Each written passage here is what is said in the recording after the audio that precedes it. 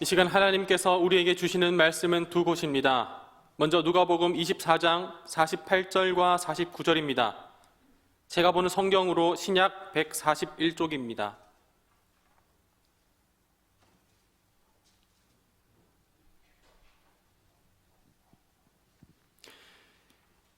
너희는 이 모든 일의 증인이라.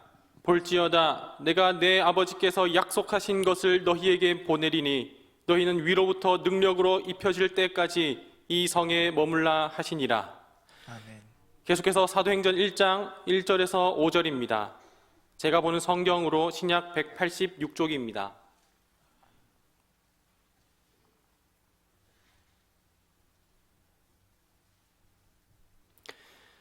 데오빌로여, 내가 먼저 쓴 글에는 무릇 예수께서 행하시며 가르치시기를 시작하심으로부터 그가 택하신 사도들에게 명령으로 성령으로 명하시고 승천하신 날까지 이를 기록하였노라. 그가 고난 받으신 후에 또한 그들에게 확실한 많은 증거로 친히 살아 계심을 나타내사 40일 동안 그들에게 보이시며 하나님 나라의 일을 말씀하시니라. 사도와 함께 모이사 그들에게 분부하여 이르시되 예루살렘을 떠나지 말고 내게서 들은 바 아버지께서 약속하신 것을 기다리라. 요한은 물로 세례를 베풀었으나 너희는 몇 날 못 되어 성령으로 세례를 받으리라 하셨느니라. 아멘. 참 고민이고 갈등이 많습니다. 설교를 하면 할수록 이 설교에 대한 무게감이 제게 많이 다가와요. 준비하는 시간도 점점 길어집니다. 우리 성도님들과 20년을 넘게 한 교회를 섬기고 있다 보니까 저 자신이 혹시 우리 성도님들이 저를 볼 때 지루한 것은 아닌가. 그래서 주일이면은 안 하던 화장도 이렇게 하고 나오고 별짓을 다 합니다. 그래도 어떻게든지 하나님의 말씀을 좀 전달하기 위해서 오랜 시간 기도하고 오랜 시간 설교를 준비한 것 중에 사도행전이라고 하는 이 부분을 준비를 했습니다. 대주제는 우리 교회는 과연 건강한가? 건강한 교회는 그렇다면 어디로 나가야 되는가? 우리가 꿈꾸는 교회는 어떤 교회인가? 이런 주제를 가지고 전반기에 12번, 후반기에 12번, 어쩌면 그 이상이 될 수도 있을 것 같은 이런 준비를 미리 해놨습니다. 삼국지라고 하는 소설은 안 읽어본 사람이 별로 없을 정도로 굉장히 인기 있는 소설 중에 하나이죠. 거기에 나오는 3대 전쟁이 있습니다. 관도대전, 적벽대전, 일용대전. 춘추 전국 시대에 누가 중국 저 천하를 통일할 것인가라고 하는 이런 전쟁이 막 진행되는데 조조라고 하는 인물이 등장합니다. 그리고 그 상대 지역에는 유비, 손권 연합군이 있죠. 그리고 제갈량이라고 하는 사람이 거기에 책사로 등장을 합니다. 역사적으로 실제로 일어났었던 사건을 배경으로 해서 영화를 하나 만들었는데 적벽대전 1, 2 두 개가 있습니다. 최후결전이라고 하는 2편에서 보면은 이제 조조 군대가 배를 타고 옵니다. 그리고 유비와 손권 연합군이 그 상대로다가 있습니다. 화공을 써야 돼요. 화공을 써서 적군을 물리쳐야지만이 되는데 바람이 도와주질 않는 거예요. 바람이 남동풍이 불어야지, 그러니까 이쪽에서 적군이 있는 저쪽으로 바람이 불어야지 뭐 불 화살을 쏘더라도 거기에 불이 잘 붙을 거 아니겠어요? 그런데 반대로 조조가 있는 그 군대에서 유비가 있는 쪽으로 바람이 붑니다. 그러자 책사인 제갈량이 이렇게 얘기합니다. 공격하지 마라. 때를 기다려라. 이 바람이 동남풍으로 바뀔 때를 기다려라. 기다리라는 거죠. 사도행전을 기록한 사람은 누가라고 하는 의사, 직업이 의사이죠. 그래서 누가복음과 사도행전을 기록을 두 가지를 했습니다. 거기에 보면은 의사이기 때문에 병 고치는 이야기가 굉장히 많이 나오고 있어요. 누가복음 24장 이렇게 기록을 하고 있습니다.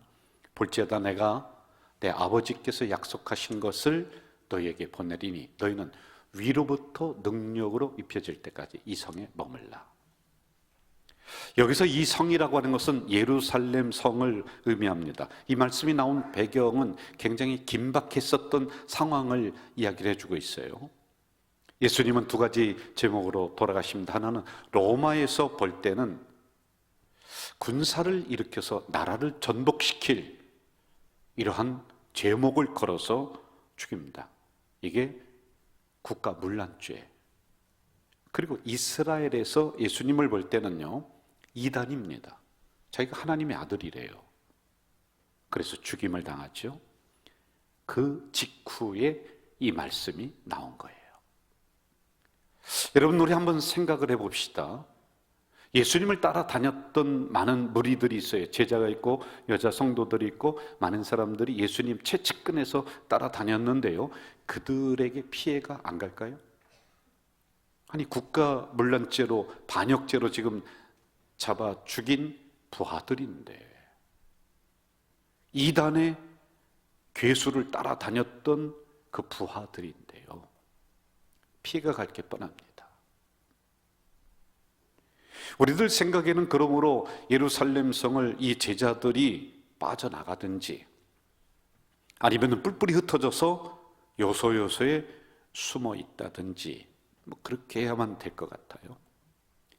그런데 오늘 말씀은 약 500명이나 되는 사람들에게 명령이 내려오기를 너희들은 이 성을 빠져나가지도 말라, 여기 있으라는 것이죠.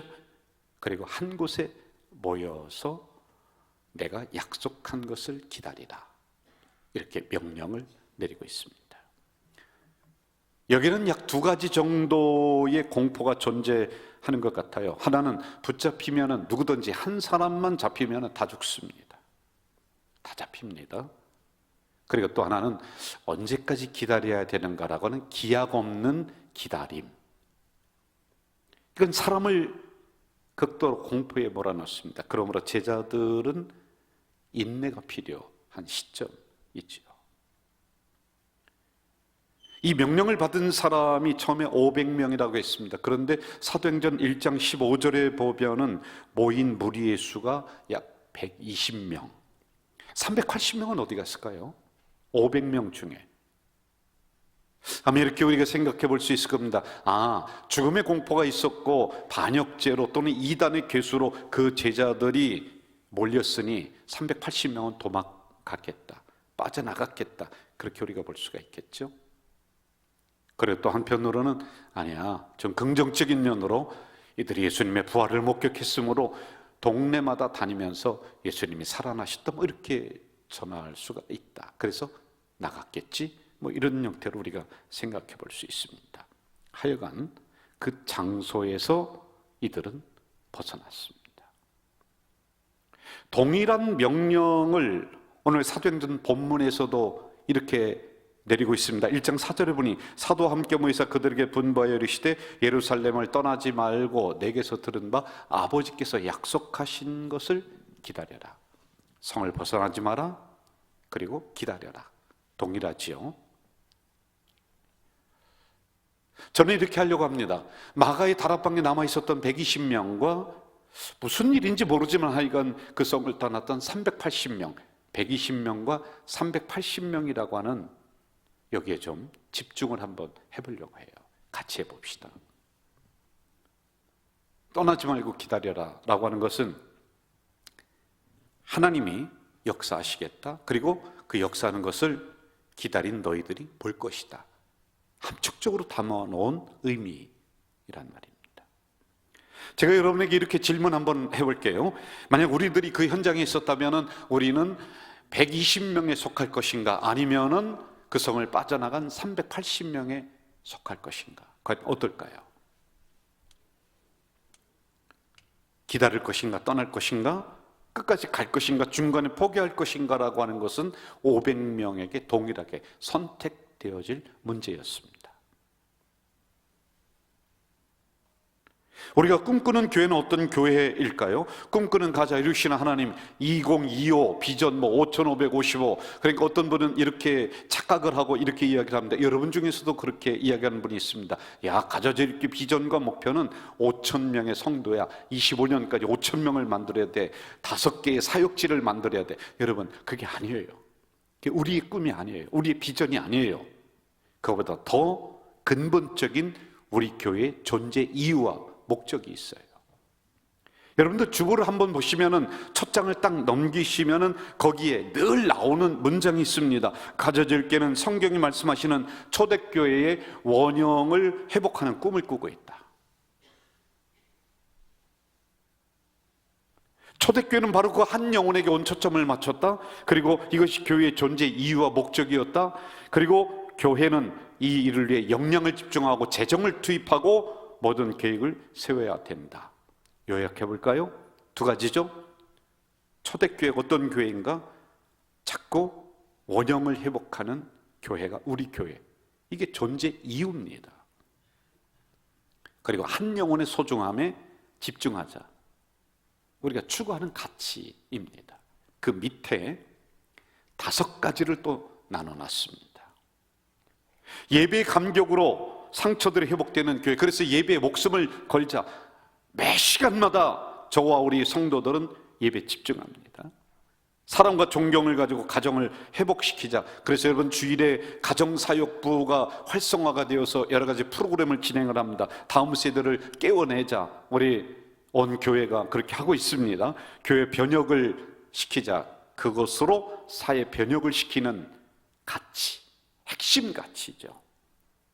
그리고 5번째, 양육과 훈련을 통해서 성도를 깨우자. 설교 하나로 안 된다고 했잖아요. 그래서 아만이라고 하는 이 양육 훈련 하고 있습니다. 그리고 그 다음에 나오는 것이 2025 5555. 그 다음에 나오는 거예요. 그럼 우리 교회가 최종적으로 도착할 목적지는 어디냐? 우리가 이런 가치를 가지고 꿈꾸는 교회를 향해 나갔습니다. 그래야 하면은 우리가 도착할 곳이 있지 않겠습니까? 교회가 건강성 회복기와 한국교회의 기준이 된다. 성도들이 예수님의 제자로 선다. 다음 세대가 일어나서 평신도들이 교회를 이끌어가는 우리 교회가 될 거다. 또 우리 교회만이 아니라 건강한 또 다른 교회를 분립해낼 것이다. 이건 여러분 당회에서 몇 년 전에 미리 결정을 해서 달려나가고 있습니다. 좀 기억해 주세요. 그리고 지역을 섬기는 사회복지가 정착이 된다. 선교, 박창길 선교사님 그 외에 제2, 제3의 선교지가 또 활성화가 된다. 이런 게 있습니다. 여러분 귀에 딱지가 않도록 잔소리처럼 얘기했던 부분입니다. 그러나 우리가 함께 꿈꾸는 교회는 쉬운 것이 아닙니다. 어렵습니다. 어쩌면 중간에 380명처럼 이 예루살렘 성을 벗어나고 마가에다 락방을 벗어날 수가 있습니다. 왜? 이 꿈과 비전을 이루기 위해서는 달려갈 길이 멀기 때문에 그렇죠. 그러므로 120명이 될 것인가 380명이 될 것인가는 동일하게 오늘 이 시간 여러분들에게 선택의 문제로 내려오고 있습니다. 또 제가 이렇게 질문 한번 해볼까요? 그렇다면 우리가 꿈꾸는 교회는 어디서 이루어지는가? 오늘 본문을 중심으로 해서 그 질문을 이렇게 한번 제가 바꿔볼까요? 예루살렘 성을 떠나지 마라. 어렵고 힘들어도 죽음의 공포가 가득한 그 성을 떠나지 마라 라고 말씀하신 예루살렘 성은 오늘 우리들에게 어디일까요? 여러분에게는 어디일까요? 이렇게 질문 한번 바꿔볼까요? 저는 목회적인 여러 가지 소신이 있습니다. 그 중에 하나는 예배는 이 시간에 성공 여부가 달려있는 것이 아니라 여러분 이 시간에 우리는 예배에 대한 여러 가지 것들이 준비되어 있습니다. 찬양되어 있습니다. 그리고 음악이 흐릅니다. 이 마이크도 좋습니다. 그리고 여러 가지 부분들이 준비되어 있어서 야 예배 잘 드렸다. 찬양할 때 막 그냥 감격이 일어났다. 예배 성공했다. 스스로 속일 수가 있습니다. 그것이 예배의 성공 여부가 아니라 이 예배당을 빠져나가서 여러분이 살아가는 장소에서 예배가 성공이 달려있다. 이렇게 제가 말씀을 드렸습니다. 같은 의미로 그러면 진정한 교회는 어디일까요? 여기일까요? 여러분의 삶의 현장이 교회입니다. 여러분 한 분 한 분이 교회로 그곳에서 살아가는 것, 거기입니다. 그렇다면 우리가 함께 꿈꾸는 교회를 이루어야 될 장소는 어디일까요? 아니, 죽음의 공포가 가득한 예루살렘 성을 떠나지 말라고 했는데 거기서부터 교회가 시작이 되었는데, 그렇다면 나에게 예루살렘 성은 어디일까요? 이 질문을 설교를 준비하다 말고 우리 성도들 몇 분에게 전화로다가 드려봤습니다. 아주 멋진 대답이 돌아왔습니다. 우리가 꿈꾸는 교회를 이루어야 할 장소, 나의 예루살렘은 가정입니다. 이렇게 얘기하더라고요. 왜 이런 가정에 결혼해서 왔는지, 왜 저런 남자를 만났는지, 왜 우리 가정은 늘 경제적으로 힘든지, 지쳐갈 때 다시 교회에 대한 꿈이 바로 우리 가정에서 이루어지는 것이구나. 내가 어렵고 힘들 때, 지칠 때 떠나지 말고 지켜야 될 나의 예루살렘 성은 가정이었다 라고 하는 이야기를 할 때는 참으로 멋졌습니다. 감동이었습니다. 우리가 꿈꾸는 교회를 이루어야 될 장소는 여러분의 직장입니다. 아무리 힘들어도 그 자리를 벗어나지 않아야 될 나의 예루살렘은 여러분의 사업처일 것입니다. 시장터일 것입니다. 어쩌면은 봉사하는 그 자리가 떠나지 않을 나의 예루살렘 성이 될 것이고요. 또 직분이 그럴 수가 있습니다.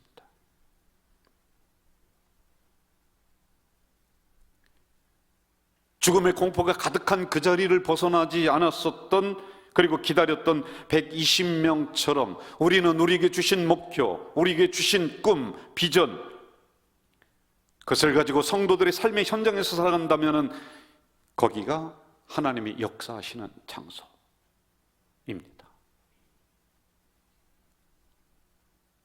기약 없는 기다림은 우리를 지치고 힘들게 만들죠. 저는 기도원을 1년이면 2번 내지 3번을 갑니다. 연초, 그리고 여름 사역 시작되기 전, 그리고 연말쯤에 갑니다. 여러분이 주신 기도 제목을 가지고 정리를 해서 제가 올라가서 하나하나 읽습니다. 그러면서 늘 기도원을 가서 제가 드렸던 기도는 이런 기도였습니다. 나는 지금 사역을 잘하고 있는가? 우리 교회는 정말 잘 가고 있는가?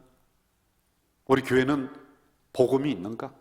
이런 근본적인 질문을 가지고 한 주간을 늘 씨름을 하곤 했습니다.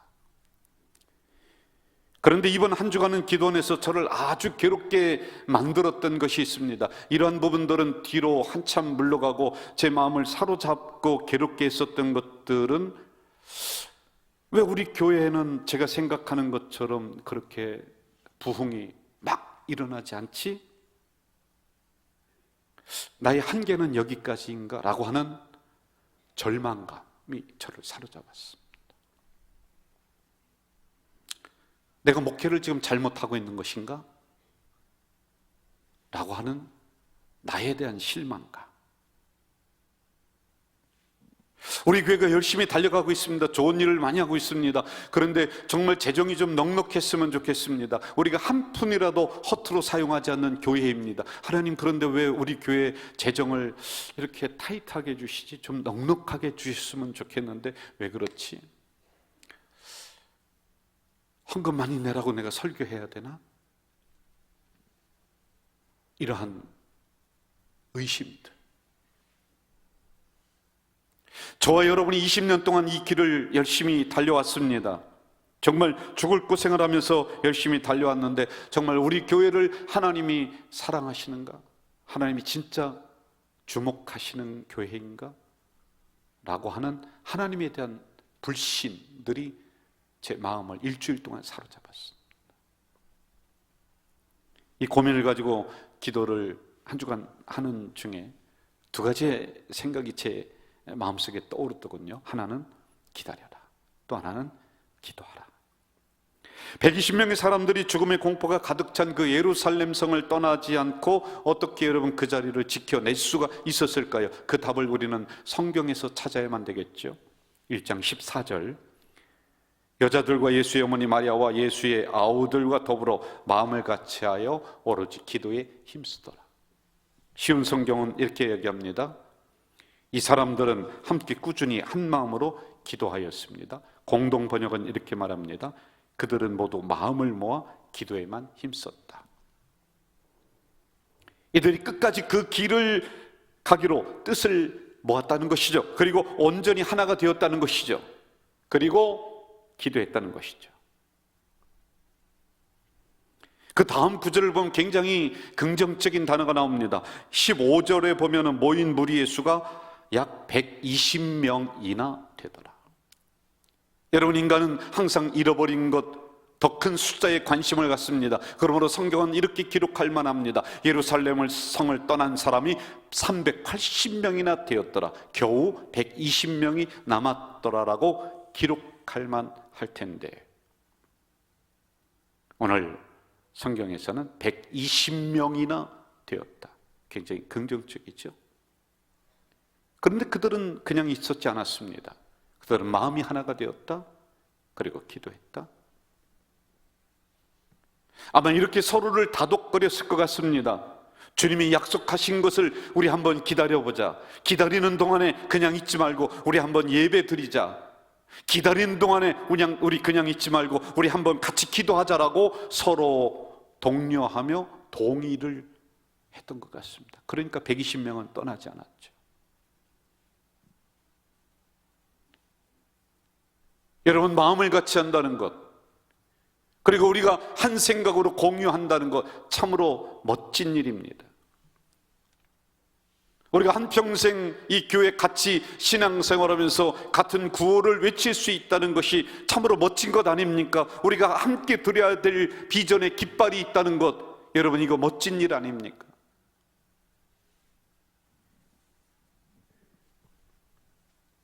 우리가 꿈꾸는 교회는 건강한 교회입니다. 기준이 되는 교회, 한국교회 부흥에 불씨를 주는 교회, 성도들이 주일 예배를 통해서 새로운 힘을 얻고 하나님의 임재하심을 느끼면서 살아있는 예배를 경험하며 삶의 자리로 나아가는 교회가 되기 위한 동의를 우리는 그동안에 해왔습니다. 어려웠지만은 그 동의를 해서 여기까지 걸어온 가장 공동체입니다. 여기에 교회의 진정한 정체성이 있는 거였죠. 교회는 주님이 약속한 것을 기다리기로 동의한 사람들이 모인 곳입니다. 우리가 동의한 것을 위해서 마음을 같이 한 사람들, 그리고 같이 기도를 하는 사람들이 모인 곳이 바로 교회입니다. 아주 중요한 것 하나를 발견하고 또 여러분 서로 인정하며 가야 될 것 같아요. 교회는 몇 명 모였느냐가 중요한 것이 아닙니다. 교회는요, 주님이 약속하신 그 말씀을 붙잡고 있느냐, 그 말씀이 이 교회에 있느냐, 그리고 우리의 마음이 하나가 되었느냐, 그게 시작입니다.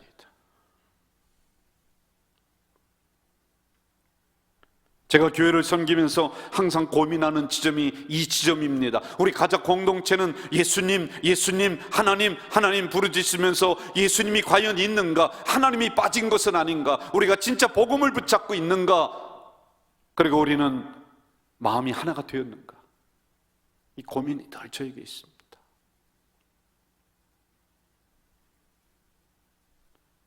만약 공동체가 서로 동의하지 않는다면, 그리고 각자의 고집만을 부리고 나아간다면 더 이상 하나님은 우리 교회를 주목하지 않으십니다. 더 이상 하나님은 우리 교회를 사용하지 않습니다. 더 이상 하나님은 여기 계실 이유가 없습니다. 우리만이 있는 것이죠. 120명의 제자들은 중간에 포기하지 않았죠. 오히려 그들은 마음이 하나가 되었습니다. 같은 공간에서 예배를 드렸습니다. 그리고 함께 기도하며 나갔던 공동체였다고 성경은 그렇게 기록해 주고 있습니다. 그 결과가 어떨까요? 2장 1절에서 4절로 가봅시다. 오순절날이 이미 이름에 그들이 다 같이 한 곳에 모였더니 호련히 하늘로부터 급하고 강한 바람 소리가 있어 그들이 앉아 놓은 집에 가득하며 마치 불의 혀처럼 갈라지는 것들이 그들에게 보여 각 사람 위에 하나씩 임하였다. 4절 같이 할까요? 시작. 그들이 다 성령의 충만함을 받고 성령의 말하게 하심을 따라 다른 언어들로 말하기를 시작했다. 여러분, 초대교회는 이렇게 시작했습니다. 교회는 이래야 됩니다. 끝까지 죽음의 공포를 이겨내면서 한 자리를 지켰던 그 성도들, 마음을 같이 했고 기도를 같이 했습니다. 그랬더니 주님이 약속해 주신 성령이 임하는, 인간이 표현할 수 있는 언어는 한계가 있습니다. 그래서 인간의 표현의 언어로 이렇게 세 가지로 정리할 수가 있습니다. 급하고 강한 바람 같은 소리가 온 집안에 가득했다. 불의 혀처럼 성령이 임했다. 성령 충만을 받고 각기 다른 언어로 말을 했다. 여러분, 저는 지금도 잘 이해가 되지 않는 게 있습니다. 비행기가, 그렇게 큰 비행기가 사람도 가득 싣고 짐도 가득 채우고 어떻게 저렇게 하늘을 날아갈까? 제가 잘 몰라서 그런, 하여간 이해가 잘 안 돼요. 수십 명의, 수백 명의 과학자들이 비행기를 설계를 합니다. 그리고 들어가는 부품이 얼마나 되냐? 2만 개가 넘는다고 그래요. 이걸 하나씩 다 설계를 하고 조립을 탁 해놓습니다. 그래도 완성이 된 것은 아니죠. 결정적인 게 하나가 있어야 된답니다. 한국에서 미국으로 가려면은 모든 부속들이 다 준비되어 있어도 동력이 있어야 된다. 엔진에서 불이 뿜어져 나와서 이 동력이 각 기계들로 연결되어 전파가 돼야지만이 비로소 비행기가 움직이고 뜬다는 겁니다. 아버지가 약속하신 것 성령님이십니다. 예수님이 오시고 예수님이 죽으시고 예수님이 부활하셨습니다. 승천하셨습니다. 우리들이 어떻게 구원받아야 될 이러한 모든 계획들, 설계를 우리 하나님이 해 놓으셨습니다. 그런데 이것만 있으면은 비행기 조립해 놓고 그냥 창고에 처박혀 있는 것과 똑같습니다. 비행기 움직이려면 기름에 점화가 되어야 되고 그 불꽃이 엔진을 돌려야지만이 되는 것입니다. 바로 오순절 성령의 사건은 이러한 사건입니다. 예수님이 왜 죽으셨는지, 예수님이 왜 부활하셨는지, 내가 왜 죄인인지 이것을 구체적으로 연결시켜주는 사건이 오순절 성령의 사건. 그러므로 십자가의 사건이 나의 사건으로 다가오는 것이죠. 예수님의 부활이 나의 기쁨으로 다가오는 것이지요.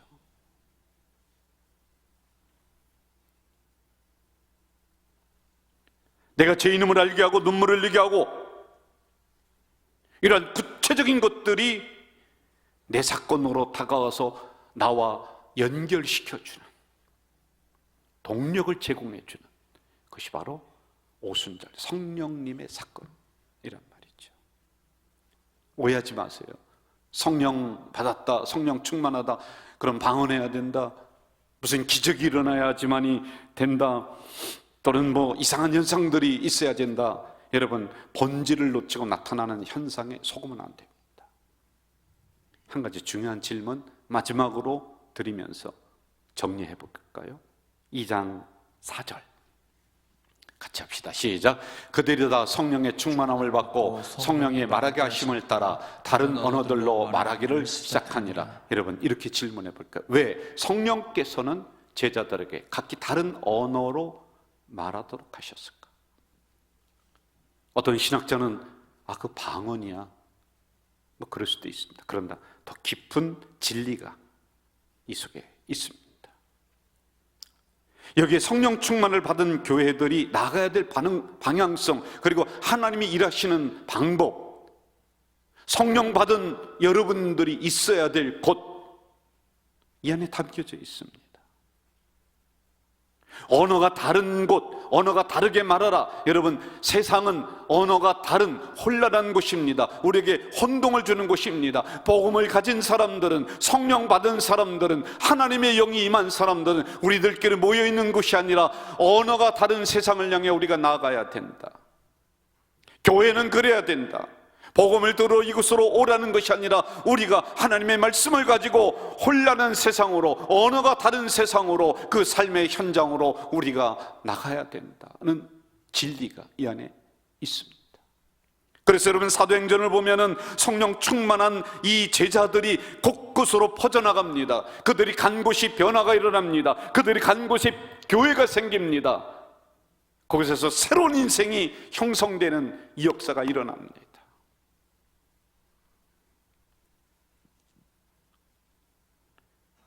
사람들이 하나님을 교회에 가둬놔 버렸죠.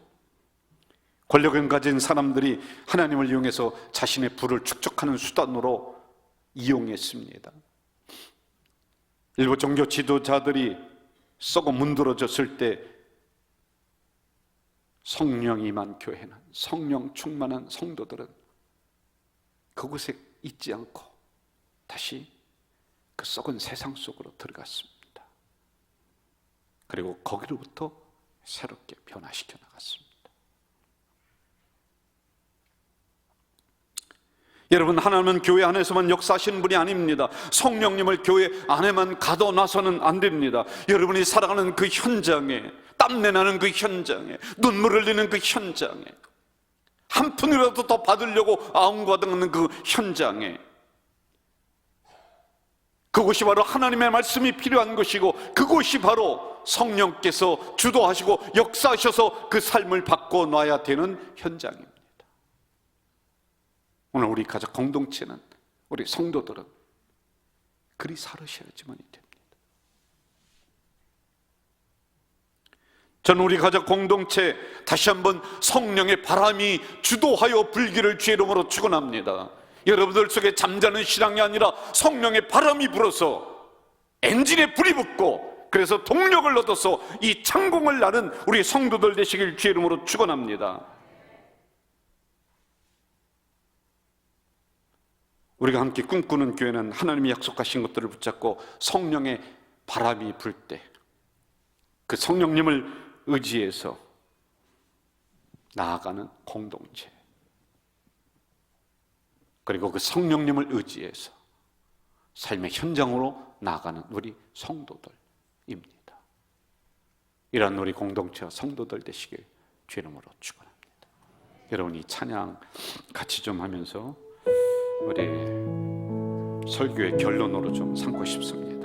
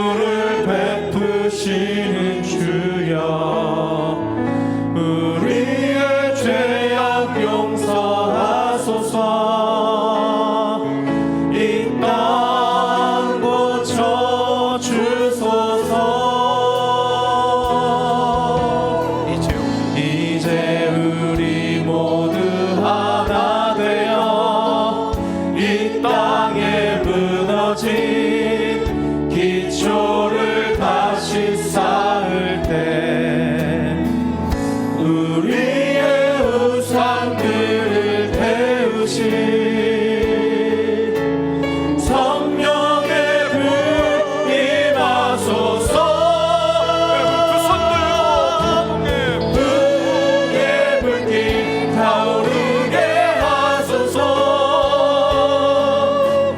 진리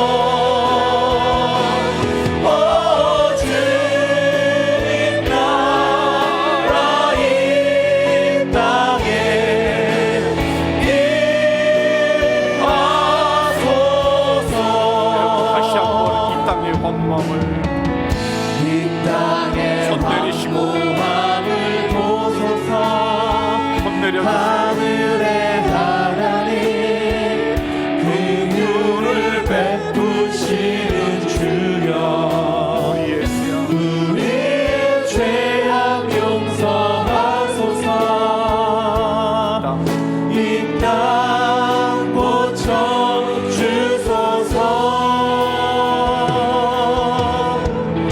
이제 우리 모두 하나 되어 이 땅에 무너진 기초를 다시 쌓을 때 우리의 우상들을 태우신 성령의 불 임하소서. 부흥의 불빛 타오르게 하소서. 진리의 말씀 이 땅 새롭게 하소서. 은혜의 강물 흐르게 하소서. 성령의 바람 이제 불어와. 주의 영광 받으라. 새날 주소서.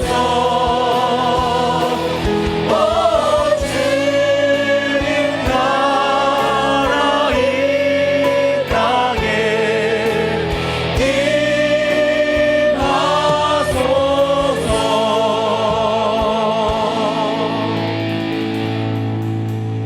임하소서. 예수 믿는다고 하지만은 예수가 없는, 주의 영이 없는 죽은 존재가 우리가 아닌가.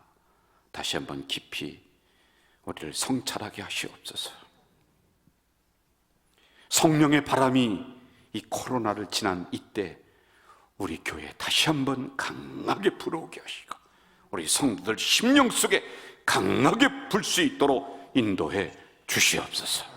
예수님의 이름으로 기도하옵나이다. 아멘. 아멘.